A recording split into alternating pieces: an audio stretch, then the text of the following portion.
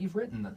Well, to be fair, we've only got the one book right now. I released it on the 14th of May, so about 3 weeks ago now.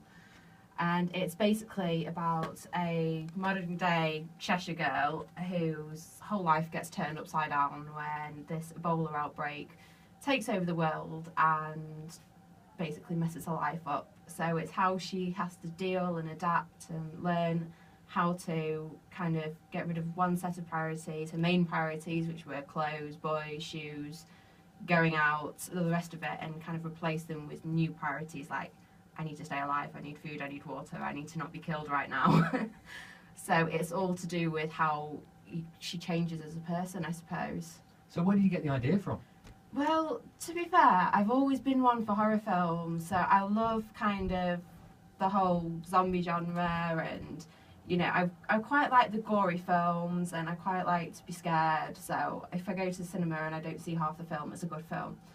So it kind of stemmed from there, and I started reading a book over a year ago now by a lovely author, one of my favourites, called Mark Defoe, and he wrote a zombie Fallout series, and he's got about 8 books, and I started reading his, and it just completely took me in, and I just forgot about everything around me, and I was just so engrossed in it.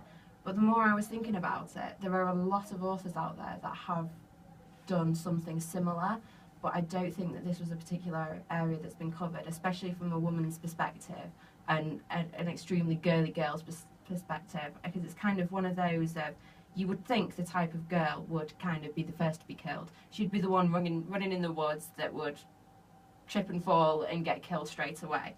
But there's a little bit more to her than that, so it's kind of from the typical girly girl side, but with quite a lot of blood, gore, guns, and general zombies. So give me an idea, how long has it taken you to write this then? How much work's gone into it? Not as long as I would have thought. I only started it about 3 months ago, and I just kind of thought, do you know what? I can do it. And I just started writing, and to the point I was writing, I didn't know where it was going to go. I didn't know how it would end, where it would be, what type of book it would be doing. I literally I winged it. I just wrote. And then the more it started to grow and the more I started to write, the clearer it became. So then I started to structure it after I'd written it. And I'd say probably about 3 or 4 months from start to finish. And it's based, excuse me, it's based mainly around Wilmslow as well. It is. It's based, I live in Wilmslow. I live just around the Summerfields area. So it's actually, I've based part of it on where I live. So kind of the feeling when you pull into the building and pull into the apartments, what I've described is where I live. Even to my apartment itself, everything that's in there is actually where I live. There's a part in the start of the story where it takes place in work, and I've taken the location from where I actually work because it's quite an old building. It's got so many different staircases, and there's part of it's a factory. We've got at least 3 units in the factory, so I kind of based half of it there as well. But the majority of it takes place in Woodford Air Base because, to be fair, I didn't know how big it was, and I've grown up in Wilmslow and Bramwell all my life, and I've kind of known it was there. Everyone knows it's there, but it was only when, and I did a Google search, and I kept having to scroll back. I was like zooming out and out and out, and until I saw it, and then I compared it to, the Tesco's Marks and Spencer's one in Hatton 14, and I thought that's like 3 times the size, including the car park. So I just thought, well, that's amazing, it has to be done. So I managed to kind of steal it in there, so that's where the majority of this book is based. How much of the main character is yourself? Quite a bit. Do you know, funnily enough, there's a little bit of a twist in the story as to you never know the name of the girl, so you never know the name of the main character. But I have based, quite a bit of it is me, so it's kind of the way that I see things, but quite a lot of it is also kind of my friends as well. I've based it on them because me and my friends are so similar, but there's bits in there that the main character will say that is probably something that one of my best friends would say. But I kind of all of us together make up the Cheshire Girl.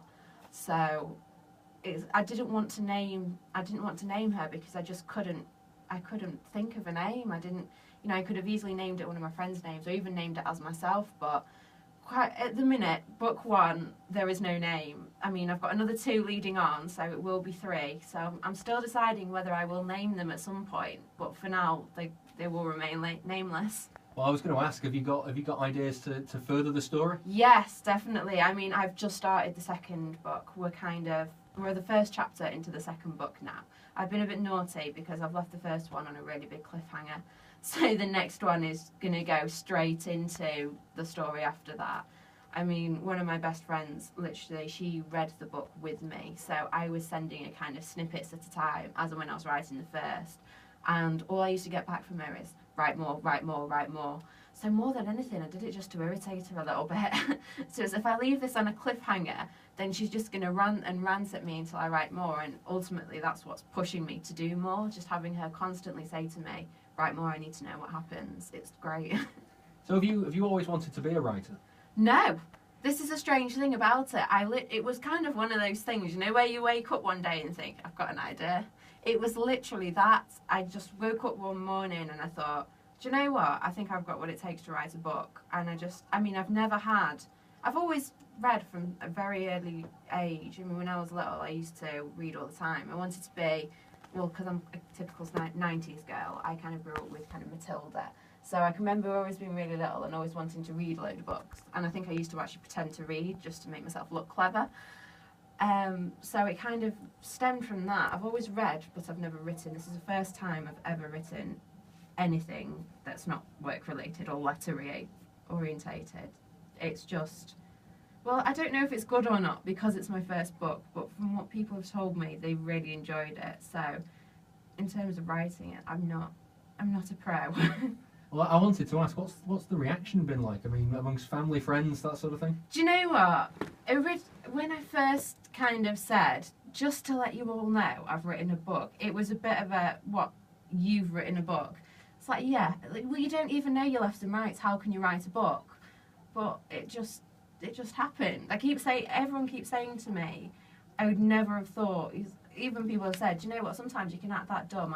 I've even wondered why you could, and I've always thought, well, you don't have to be clever to write a book. I think you just have to be imaginative, and you spell check where you can. So it's an ebook then. It's available as an ebook. It's both. It's an ebook and paperback. So I mean, I kind of self-published it myself. I mean, I work in marketing, so I thought to myself, well, how hard can it be? It's quite hard. I've learned that the hard way. But I've written the book myself. Any promotions I'm doing myself. I'm trying to juggle that and a full-time job. So at the minute I don't really have that much time to sleep, let alone anything else. But it's just flying from the ground. And you mentioned there that you're a young author. Do you mind if I ask how old you are? 23. I'm 24 this year. I'm 24 in October. So it's a really new experience for you. It is. It's completely new. I mean, I've been really lucky in the fact that I've had quite a lot of guidance from quite a few other authors. I mean, they've been jumping at the chance. I mean, I kind of joined a few Facebook groups and got myself on Twitter, which is a complete minefield still. But I mean, the author I was talking about earlier, Mark Suffice, we're actually in conversations now, which, I mean, if you would have told me I'd be here today about a year ago, I would have said not a chance. But I mean, I'm actually now talking to one of my favourite authors, and he's now kind of guiding me and supporting me and giving me advice and tips on how we can help grow the book and help publish it and get the word out there. I mean, there's actually another local author, I don't know if you've heard of him, a guy called Nick Brown. He's very, very similar to me in a very scary way.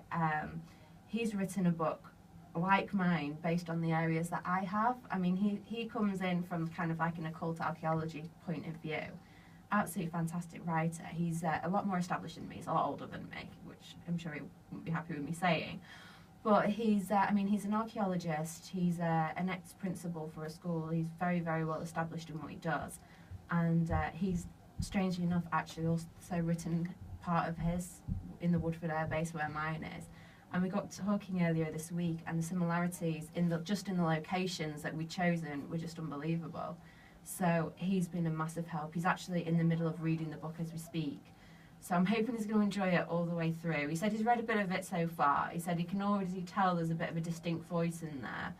But I'm hoping if he likes it, then other people must like it. Because if I can get the acceptance from an author, then I must be doing something right. Jess, that's great. Thank you very much. Is there anything you'd like to add before we finish? No, not really. Just thank you very much for having me. And obviously, if you want the ebook, check out Amazon and my website, obviously, which is jessicaward.info. And what's the title of the book as well? It's E-Virus, The Diary of a Modern Day Girl. That's great. Thank you. All right. Thank you so much. There we go. Just